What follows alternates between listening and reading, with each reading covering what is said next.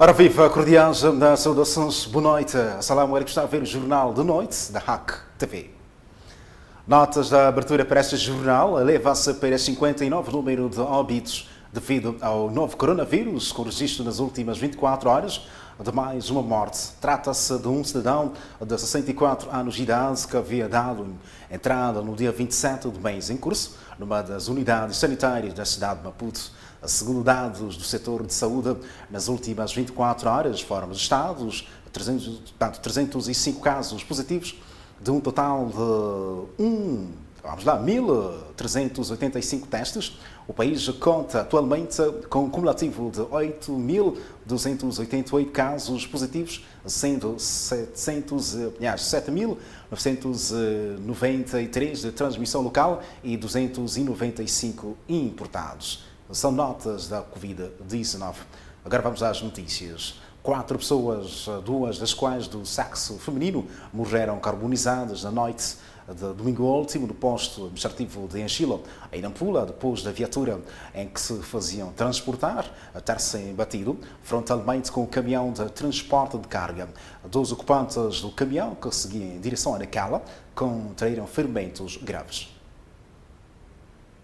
Os corpos das vítimas mortais que se faziam transportar nesta viatura ligeira foram removidas ao Hospital Central de Nampula. Que envolviam um caminhão e um carro turismo e que depois carbonizaram-se os carros.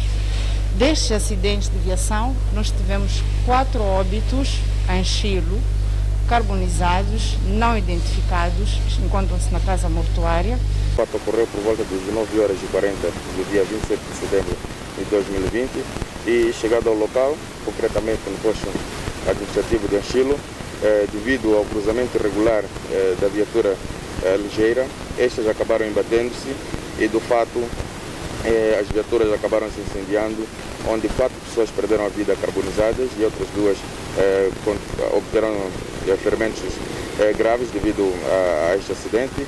E, tomado conhecimento, a Polícia de Trânsito, juntamente com o SENSAP e o CERNIC, dirigiram-se ao local, onde debelaram as chamas e puderam recolher os corpos para o Hospital Central e de mesmo modo foram recolhidos as vítimas de ferimentos graves para receberem tratamentos.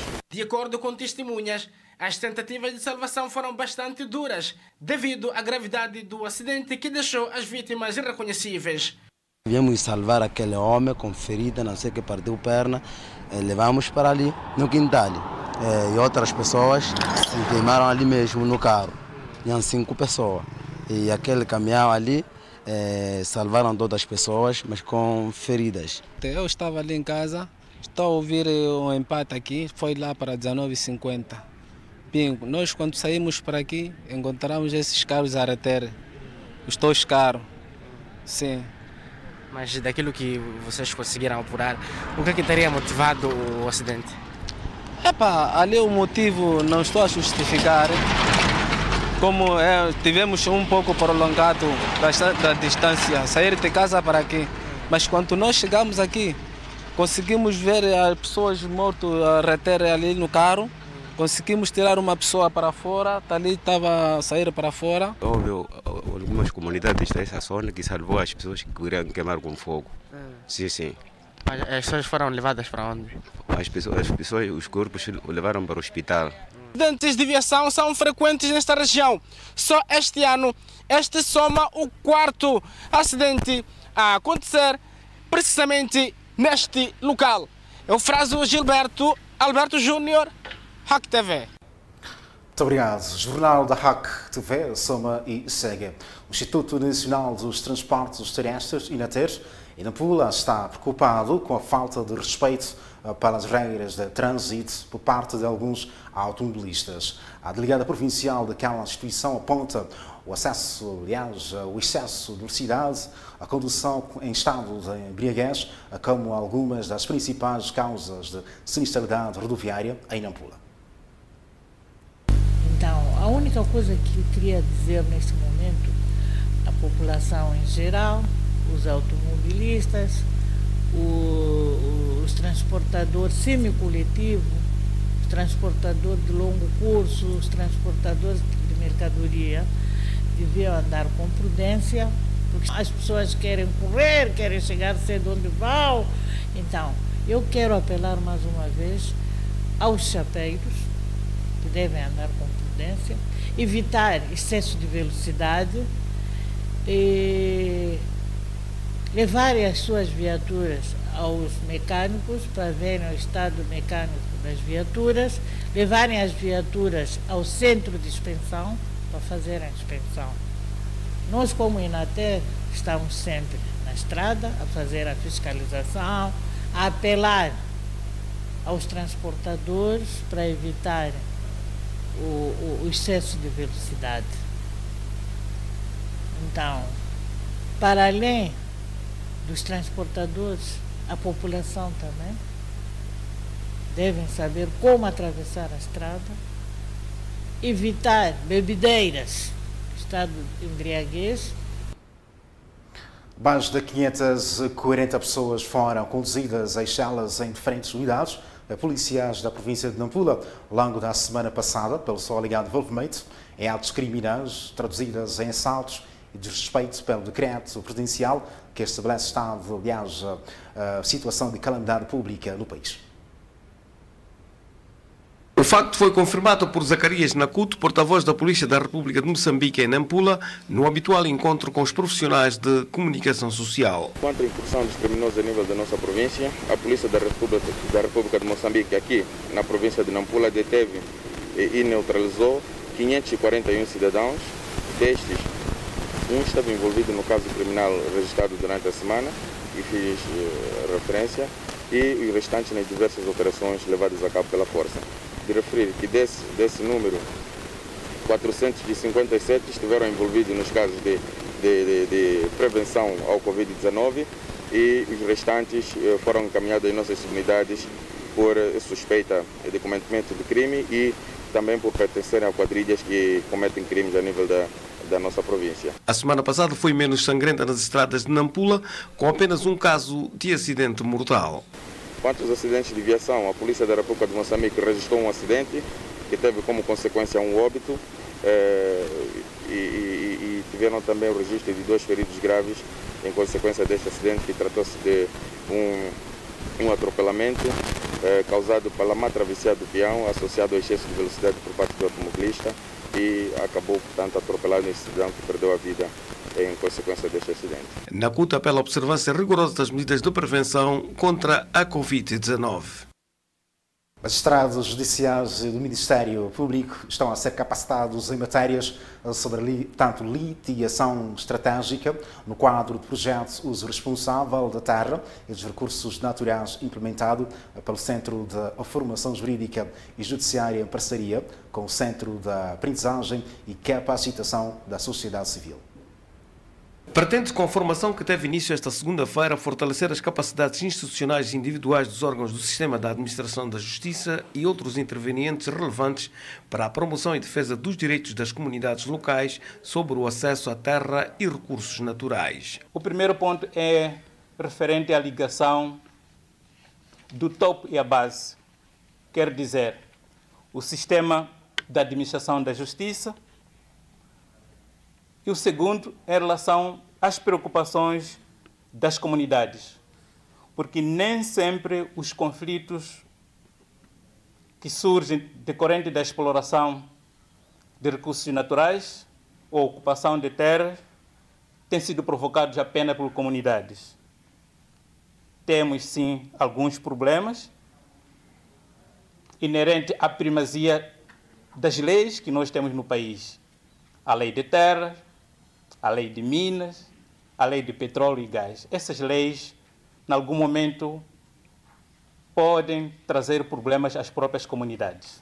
Com a capacitação, espera-se que os magistrados e outros beneficiários melhorem a compreensão e sejam mais sensíveis na aplicação do direito sobre o conflito da terra decorrente da exploração de recursos naturais na província, bem como a sua participação ativa na resolução dos problemas apresentados pelas comunidades locais injustiçadas por agentes econômicos. As ações de formação e capacitação desenvolvidas visam, em geral, aumentar, por um lado, a capacidade do sistema da administração da justiça, de execução e aplicação prática do ordenamento jurídico sobre terra, aqui mencionado, relativamente à lei da terra, minas, as leis que regem as áreas de conservação e outros recursos naturais e desenvolvimento associado ao uso e exploração desses recursos. E, por outro, impulsionar ainda mais o comportamento ou o cometimento destes atores em prol da promoção do uso responsável da terra e dos recursos naturais. Para além dos magistrados judiciais e do Ministério Público da cidade de Nampula, a formação de 3 dias conta igualmente com a participação dos delegados do Instituto de Patrocínio e Assistência Jurídica, conservadores e notários dos distritos de Angós, Larde, Moma e Murrupula, abrangidos pela implementação do projeto Uso Responsável da Terra e Recursos Naturais ao nível da província de Nampula. Enquanto isso, dizer que a campanha de vacinação contra a raiva que foi lançada esta segunda-feira em Nampula prevê abranger mais de 20 mil animais de todos os distritos da província. Este ano, o lançamento da campanha, conhecida como o Dia Mundial de Luta contra a Raiva, que se celebra sob o lema Acaba com a Raiva, colabora, vacina. A cerimónia de lançamento da campanha foi orientada pelo governador da província, que na ocasião destacou a necessidade de sensibilização de todos os estratos da sociedade sobre os impactos dramáticos da raiva, sobretudo pela morte que causa ao nível das comunidades, afetando principalmente as crianças. Manuel Rodrigues realçou que a campanha ora lançada tem em vista a mobilização de recursos e a aplicação de conhecimentos com vista à melhoria da prevenção e controle da raiva, com a finalidade de eliminar a transmissão da doença ao homem. Nós, os seres humanos, constatamos que estamos de facto a sofrer ou a ser afetados por esta doença, porquanto é uma doença prevenível ou evitável. Mas infelizmente temos estado a constatar mortes que são causadas pela raiva, e os números são assustadores.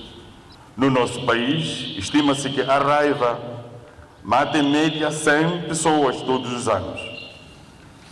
Na província de Nampula, cerca de 1.515 pessoas foram agredidas por cães no ano passado e, até o presente momento, estima-se em 1.480 pessoas agredidas por cães, o que, na verdade, demonstra o quão é preocupante esta situação. Na província de Nampula, existem atualmente cerca de 33 mil animais propensos à transmissão da doença se não forem vacinados para garantir a prevenção. A transmissão da raiva canina aos seres humanos pode eliminar-se mediante a vacinação e o controle adequado de cães e gatos e a consequente apresentação às unidades sanitárias para cuidados médicos imediatamente após a mordidura. Sabendo que as maiores vítimas da raiva são as crianças com menor idade, portanto menos de 15 anos, torna-se imperioso a tomada de medidas ao nosso alcance para evitarmos mais mortes. Até o momento, a prevenção continua a ser a melhor arma de luta contra a raiva, havendo a necessidade de encaminhar os animais à vacinação dentro do período estabelecido pelas autoridades do setor de veterinária. O processo de controle da raiva, de prevenção e controle da raiva, envolve muitas instituições e muitos processos. O primeiro está relacionado conosco, que tem a ver com a vacinação dos cães. Está provado a nível mundial que o cão é o principal, um dos grandes vetores da transmissão da raiva para os humanos.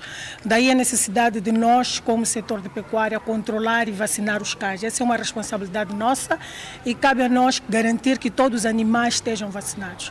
Para além da vacinação, durante a campanha estão previstas várias atividades com destaque para palestras de sensibilização nas comunidades e estabelecimentos de ensino sobre a importância de se evitar a convivência com animais propensos a infecções pela raiva.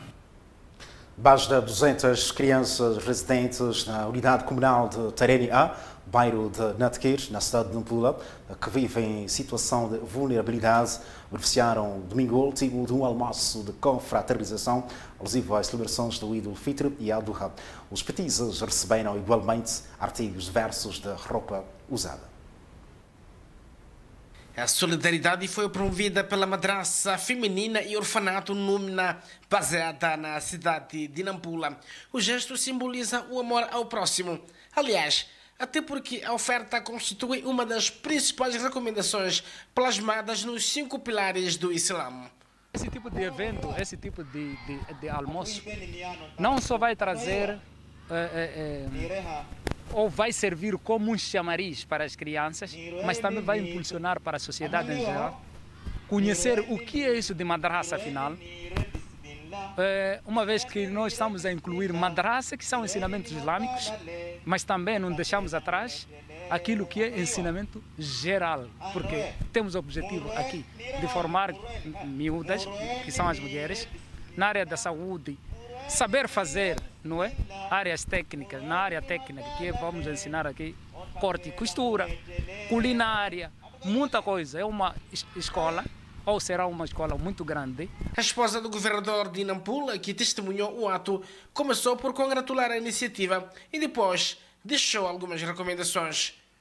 Essas iniciativas ajudam também o governo naquilo que é a proteção da criança, sobretudo da criança vulnerável.